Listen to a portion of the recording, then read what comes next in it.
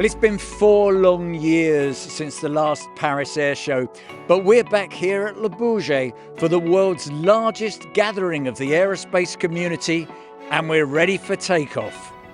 Back in 2019, advanced air mobility was almost still science fiction. Sustainability was an issue on the horizon, order books were packed, production rates stepping up, and business was booming.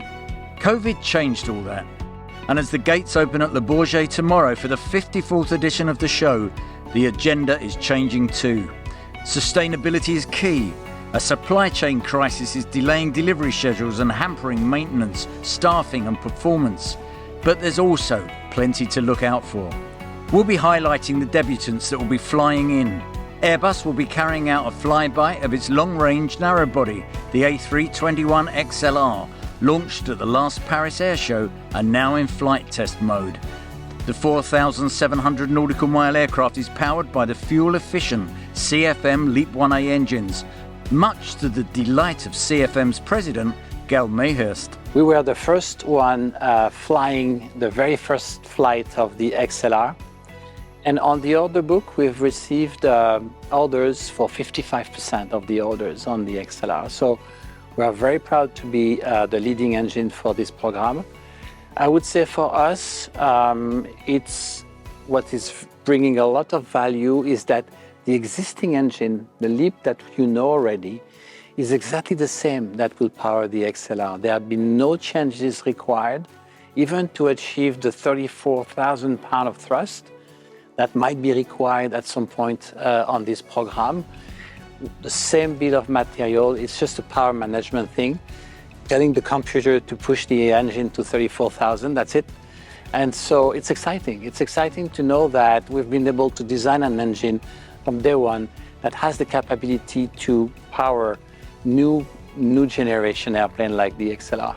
And there'll be plenty of airlines in too to look at the aircraft on the static. Boeing is welcoming Saudi Arabia's new national carrier Riyadh Air with a full livery on its 787-9 Dreamliner, an appreciation perhaps of the recent multi-billion-dollar order. And of course, one of the great things with the Paris Airshow is the noise, as you can hear now, especially when it's the defence industry. We're on the KC-390 for a quick run around the display area on a trial flight here. But there's a lot more with defence.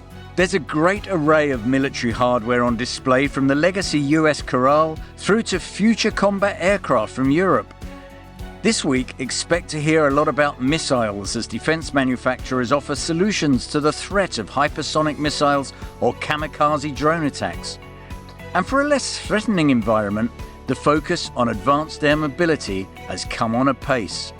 A joint venture was announced today between the world's largest electric motor manufacturer, Japan's Nidec Corporation, and Embraer to develop electric motors for the aerospace industry, starting modestly with the eVTOLs, but with plans to develop to regional turboprop size. Eve, however, was named as the venture's first customer. Voltero was also busy today unveiling the first Casio 330, a 4-seat electric hybrid aircraft which will fly later this year, powered by a Kawasaki Motors thermal engine derived from a top-of-the-range motorcycle product.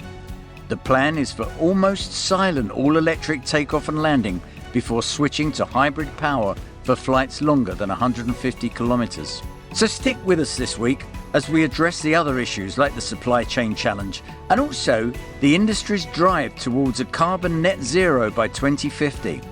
And we'll find out too how Paris is aiding the industry to find solutions to the skills shortages and develop a diverse future talent. So it's all going to happen tomorrow. And I tell you what, it's going to be a lot busier than it is today when the hundreds of thousands of visitors come along for the VIP opening. So make sure you join us as well tomorrow when we bring you the latest from the show.